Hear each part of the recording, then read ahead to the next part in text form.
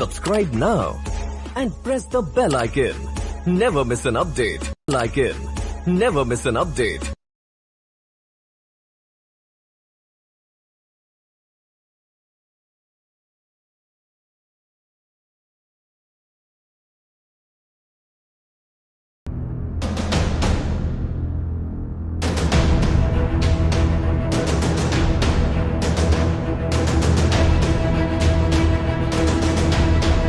కార్యక్రమానికి స్వాగతం. నేను మీ లక్ష్మణ్ రావు. అంటే ఆంధ్రప్రదేశ్ రాష్ట్ర దేవాదాయ శాఖలోనే కాకుండా ఇటు తెలంగాణలో కూడా అధికారులకి విధి నిర్వహణలో ఎంత బాధ్యతారాహిత్యంగా ప్రవర్తిస్తున్నారంటే, ఒక రకంగా చూస్తే అధికార దుర్వినియోగం.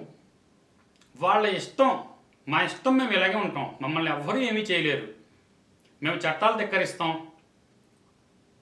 జీవోలు ధిక్కరించి ప్రవర్తిస్తాం, హైకోర్టు సుప్రీంకోర్టు తీర్పులను సైతం ధిక్కరించి ప్రవర్తిస్తాం, మా ఇష్టం, మేము ఇలాగే ఉంటాం, మమ్మల్ని ఎవరు ఏమీ చేయలేరు అనేటటువంటి ధోరణి బాగా అలవాటు అయిపోయిందండి. దానికి అనేక ఉదాహరణలు ఉన్నాయి. ఈరోజు కూడా అదే ఉదాహరణలో ఉన్నటువంటి ఒక విషయం చూద్దాం. ముఖ్యంగా తెలంగాణ హైదరాబాద్లో ఉన్న జాయింట్ కమిషనర్ రామకృష్ణ, ఈయన చాలా కాలం నుంచి జాయింట్ కమిషనర్గా ఉన్నారు. గతంలో హైదరాబాద్ డిప్యూటీ కమిషనర్గా కూడా పనిచేశారు. అయితే ఏ స్థాయిలో ఎక్కడ ఏ సీట్లో పనిచేసినా సమాచార హక్కు చట్ట ప్రకారం చేసేటటువంటి దరఖాస్తులు, ఎన్ని దరఖాస్తులు చేయండి, ఏ దరఖాస్తు చేయండి, అన్ని రిజెక్టెడ్. ఆయన మేము గత 5 సంవత్సరాల్లో సుమారుగా చూస్తే ఈ 2 కార్యాలయాల్లో 10 సంఖ్యలో దరఖాస్తులు చేసాం. ఒక్కొక్కటి స్టేట్ కమిషన్లో విచారణకి వస్తున్నాయి. ఎందుకంటే సమాచార కమిషన్ సరిగా పనిచేయకపోవడం, సమాచార కమిషన్లు లేకపోవడం అనే విధానం అనేది వీళ్ళని రక్షిస్తూ వస్తుందని వాళ్ళు అనుకుంటున్నారు. కానీ ఒకసారి సెకండ్ అప్పీల్ వస్తే మాత్రం వీళ్ళ మీద స్టేట్ కమిషన్ కొరడా జొలిపిస్తుంది అనే విషయం రుజువయ్యేటటువంటి విషయాల మీద ఈవేళ మాట్లాడదాం. ఈ జాయింట్ కమిషనరు రామకృష్ణ దగ్గర వేసినటువంటి దరఖాస్తు ఆయన నిరాకరించడంతో అప్పీల్ కూడా ఫైల్ చేసాం. ఆ అప్పీల్ విచారణలో కూడా అప్పీలేట్ అధికారి అడిషనల్ కమిషనర్ పట్టించుకోలేదు. దాని మీద డిప్యూటీ కమిషనర్గా ఉన్నటువంటి వ్యక్తి విచారణ జరిపారు. మరి డిప్యూటీ కమిషనరు ఎలా విచారణ చేస్తారనేది విధానాన్ని ప్రశ్నిస్తూ మళ్ళీ కమిషనర్ దగ్గర కూడా కంప్లైంట్ చేయడం జరిగింది. అంటే జాయింట్ కమిషనర్ మీద ఫస్ట్ అప్పీల్ వేస్తే డిప్యూటీ కమిషనర్ విచారిస్తారట. అంటే కేడర్ తక్కువ అధికారి. అసలు ఆయన అక్కడ అప్పీలేట్ అధికారే కాదు, పేరు కృష్ణప్రసాద్. ఆయన విచారణ చేసి ఈ దరఖాస్తు మీద వేసినటువంటి అప్పీలు ఆయన కూడా నిరాకరించారు. అసలు ఏం సమాచారం అడిగాం, ఈ సమాచారం మీద ఇవ్వకపోతే రామకృష్ణ ఏ రకంగా దరఖాస్తు తిరస్కరించారు, దానికి ఏమేమి సెక్షన్లు చూపిస్తున్నారు, సాకులు చూపిస్తూ వచ్చారు, దాని మీద సమాచార కమిషన్ ఏ రకంగా కొరడా జులిపించింది. 26/11/2025 సమాచార కమిషన్ సెకండ్ అప్పీల్ విచారణకు నోటీస్ ఇచ్చిందండి. కేసు number 3929/SIC/PVSR/2025 P V Srinivasarao commissioner విచారణ చేశారు. ఈ విచారణలోకి వచ్చిన అంశాల మీద ఈవేళ మాట్లాడదాం. ఇవి చాలా ప్రజా ప్రయోజనం ఉన్నటువంటి విషయం మీద మనం ఈరోజు చర్చిస్తున్నాం. అంటే అధికారులు ఎన్ని రకాలుగా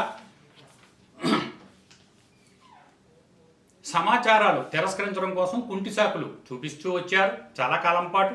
2005లో సమాచార హక్కు చట్టం వస్తే 2025 నాటికి సుమారు 20 ఏళ్ళైనా వీళ్ళు ఎక్కడో కూడా వీళ్ళకి సమాచార హక్కు చట్టం పట్ల కనీస జ్ఞానం లేదు, విజ్ఞానం లేదు, కనీసం నేర్చుకోలేదు. మాకు అవసరం లేదన్న రీతిలోనే వీళ్ళందరూ వెళ్తున్నారని రుజువు చేసే సంఘటనకు ఇది ఒక ఆధారంగా ఉంటుందండి. అసలు సమాచారం ఏమడిగాం, మేము ఏమడిగామంటే గత 20 సంవత్సరాలుగా దేవాదాయ శాఖలో పనిచేసే అధికారులు, ఉద్యోగులు, ఈ 2 కేడర్ల వాళ్ళు, అటు దేవాలయాల్లో పనిచేసేవాళ్ళు కానివ్వండి, ఇటు అధికార కార్యాలయాల్లో పనిచేసేవాళ్ళు కానివ్వండి, వీళ్ళందరి మీద అసలు నేర చరిత్ర ఎంతమందికి ఉంది, ఎంతమంది మీద ఎన్ని క్రిమినల్ కేసులు నమోదయ్యాయి, ఎంతమంది మీద ఎఫ్ఐఆర్లు నమోదయ్యాయి అంటూ అడిగాం. Details of the criminal cases and FIRs registered against working temple employees in the officers including అని అడిగాము. మరి వీళ్ళే కాకుండా దేవాలయంలో పనిచేసే అర్చకుల మీద కూడా కొంతమంది మీద క్రిమినల్ కేసులు ఉన్నాయి. వాళ్ళ వివరాలు కూడా అడిగాము.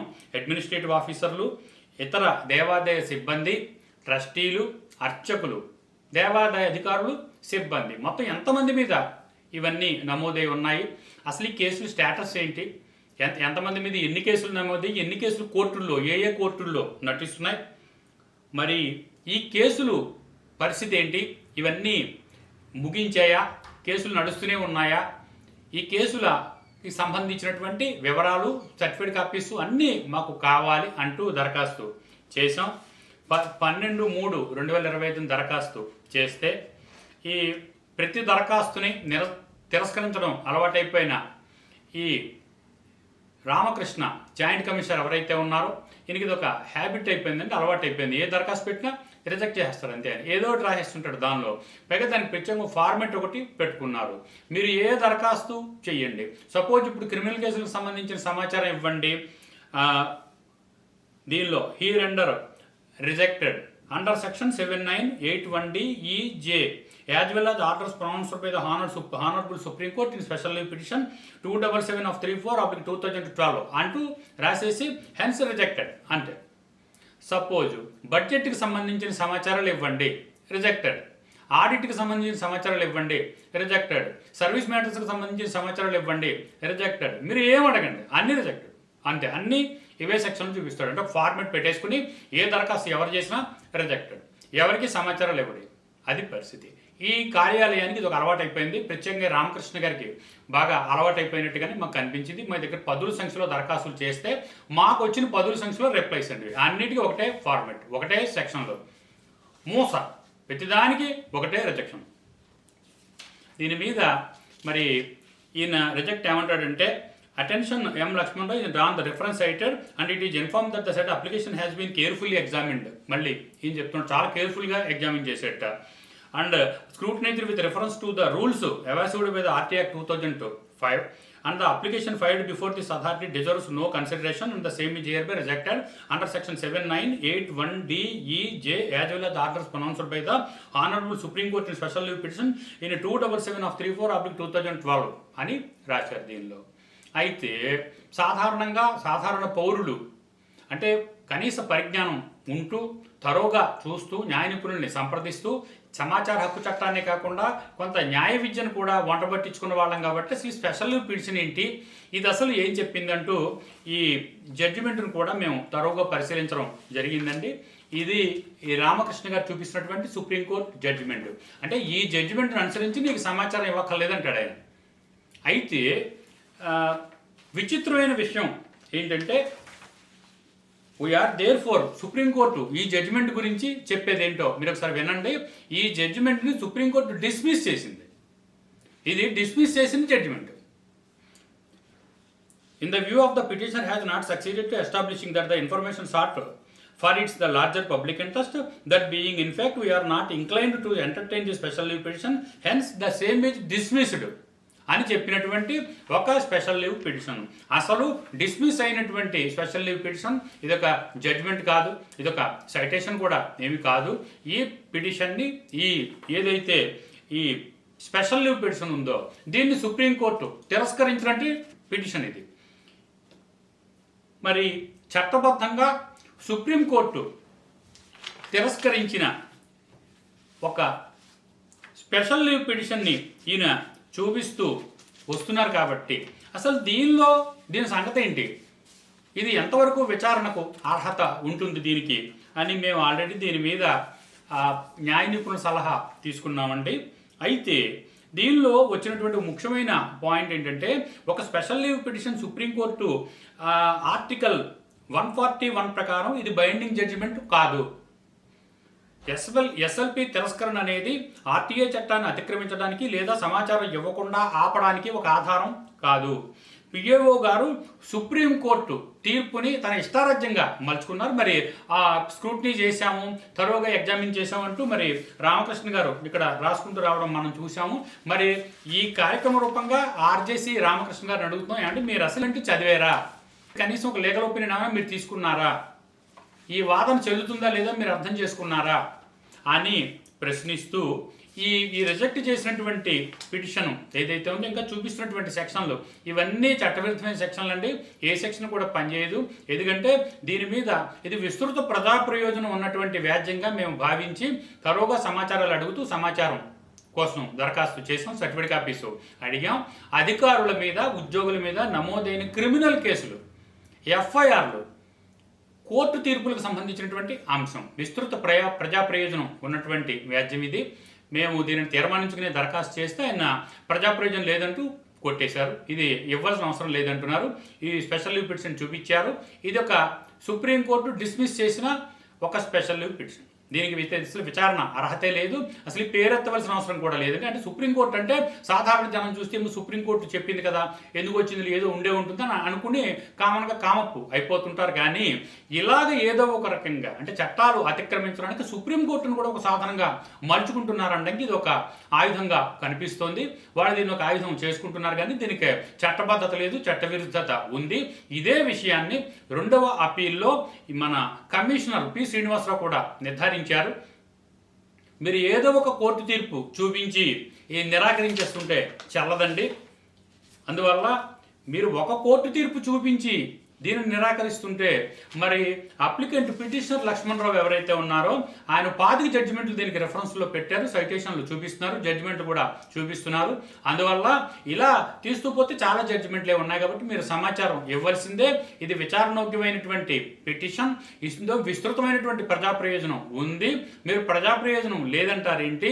ఎందుకంటే అధికారుల మీద, ఉద్యోగుల మీద, పైగా గవర్నమెంట్ సర్వెంట్లను చెప్పుకునేటటువంటి దేవాదాయ శాఖలో గల ఉన్నత స్థాయి అధికారుల మీద ఏ స్థాయిలో ఏ అధికారి ఏ ఉద్యోగం మీద ఎన్ని క్రిమినల్ కేసులు నమోదై ఉన్నాయి, ఎన్ని ఎఫ్ఐఆర్లు, ఎన్ని కోర్టు కేసులు ఉన్నాయనే విషయంలో మాత్రం పూర్తి స్థాయిలో విస్తృత ప్రజా ప్రయోజనం ఉంది. మీరు సమాచారం ఇవ్వాల్సిందే. నేను 2 వారాలు టైం ఇస్తున్నాను, ఈ సమాచారం ఇవ్వండి అంటూ మరి సమాచార కమిషన్ ఆల్రెడీ ఆయన చెప్పడం అనేది జరిగింది.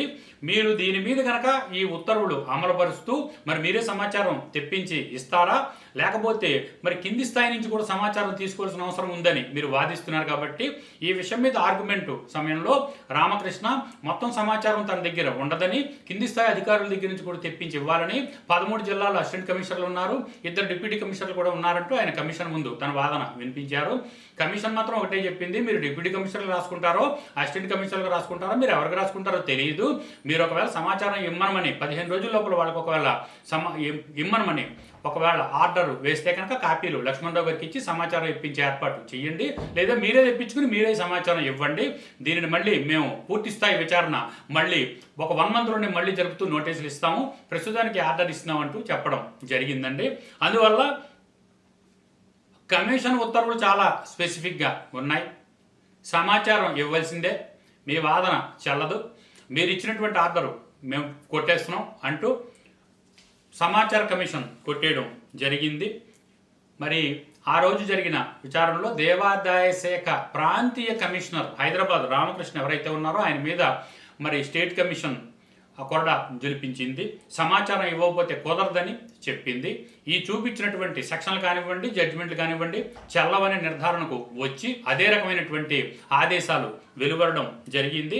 ఆ రోజు కమిషన్ ముందు రామకృష్ణ హాజరయ్యారు, పిటిషనర్ దగ్గర నేను కూడా హాజరయ్యాము. లెంగ్తీ ఆర్గ్యుమెంట్సే జరిగాయి. అందువల్ల మరి 30 రోజుల లోపల సమాచారం ఇచ్చి తీరాల్సిందేనంటూ సమాచార కమిషను ఆల్రెడీ ఉత్తర్వులు ఇచ్చాక మరి ఈ రామకృష్ణ దీనికి సంబంధించినటువంటి సమాచారాలు దిగువ స్థాయిలో ఇటు డిప్యూటీ కమిషనర్లు వరంగల్, హైదరాబాద్ మరియు మరి 13 జిల్లాల్లో ఉన్నటువంటి అసిస్టెంట్ కమిషనర్లు ఉన్నారండి. అనేక జిల్లాల్లో ఆదిలాబాద్, నల్గొండ, మహబూబ్ నగర్, రంగారెడ్డి, సంగారెడ్డి, మెదక్, రంగారెడ్డి జిల్లా, ఇలా ఇంకా అనేక చోట్ల అసిస్టెంట్ కమిషనర్లు ఉన్నారు. వాళ్ళందరికీ సంబంధించినటువంటి సమాచారాలు కూడా మీరు ఇవ్వండి. ఇది లక్ష్మణరావు గారి దరఖాస్తు. ఈ రకంగా ఆల్రెడీ సమాచార హక్కు చట్ట ప్రకారం మాకు స్టేట్ కమిషన్ ఆదేశాలు ఇచ్చింది, మీరు సమాచారాలు ఇవ్వాల్సిందే అంటూ కూడా ఆయన ఆల్రెడీ ఆ కాపీలు అందరికీ పంపుతూ మాకు కూడా కాపీ పంపించారు. ఈ రకంగా అంటే ఇది కనుక మనం చూసినట్లయితే ఇది సుమారుగా మార్చి నెలలో చేసిన దరఖాస్తు. దీని మీద అపీలు 1 మంత్లోనే వేశాం.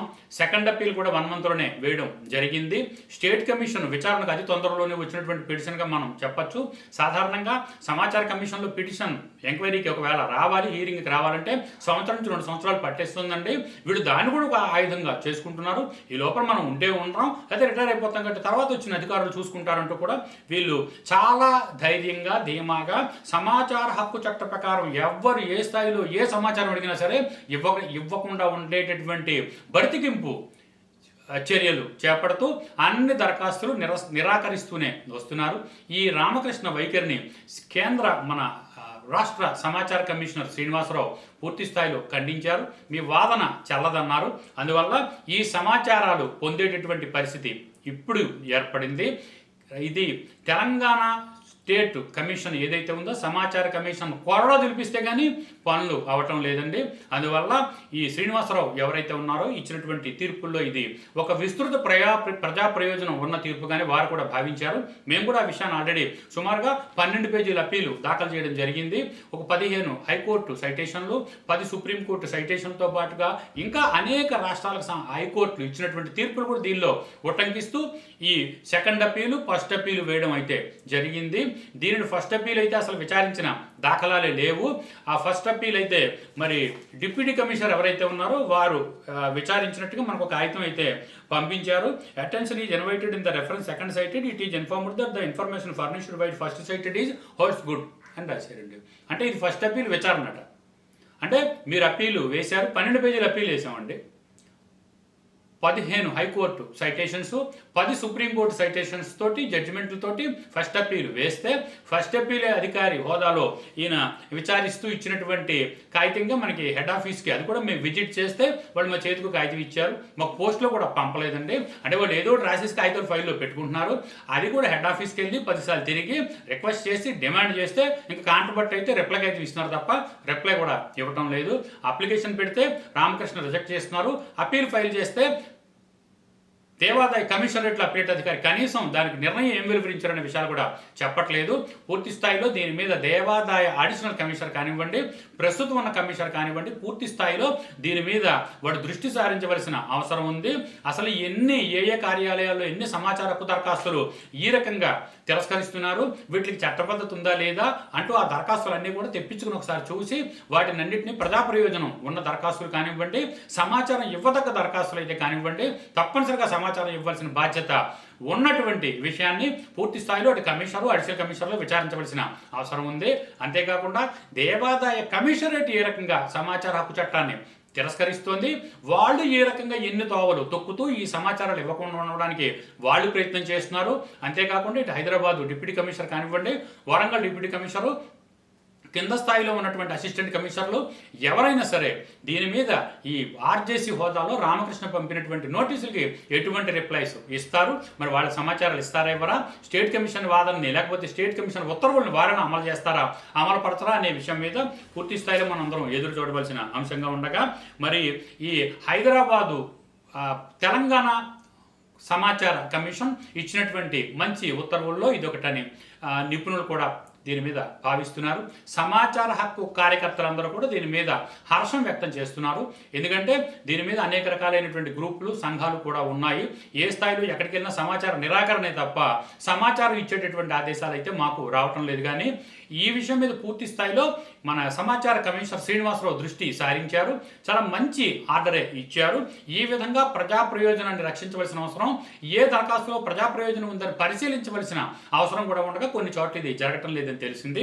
అందువల్ల దేవాదాయ శాఖలో పనిచేస్తూ అధికారులుగా ఉద్యోగులు ఉంటూ క్రిమినల్ కేసులు ఎదుర్కొంటూ కూడా ఉద్యోగంలోనే కొనసాగుతూ మరి భక్తులు, దాతలు అనేక రకాలుగా మన హుండీలో వేస్తున్నటువంటి కానుకల మీద ఆధారపడి జీతాలుగా తీసుకుంటున్నటువంటి వ్యక్తులు రెస్పాన్సిబిలిటీగా ఉంటూ బాధ్యతాయుతంగా ఉంటూ వాళ్ళు ఉద్యోగం చేస్తున్నారా లేదా, అసలు ఏ స్థాయిలో ఏ ఉద్యోగికి ఏ అధికారికి ఎంత స్థాయి బాధ్యత ఉందన్న విషయాన్ని పరిశీలించడం కోసం విస్తృత ప్రజా ప్రయోజనం ఉన్న దరఖాస్తును చేయడం జరిగింది.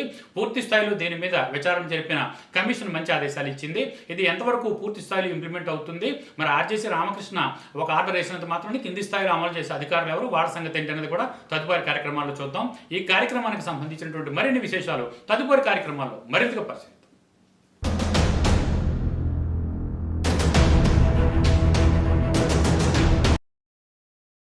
Subscribe now and press the bell icon. Never miss an update.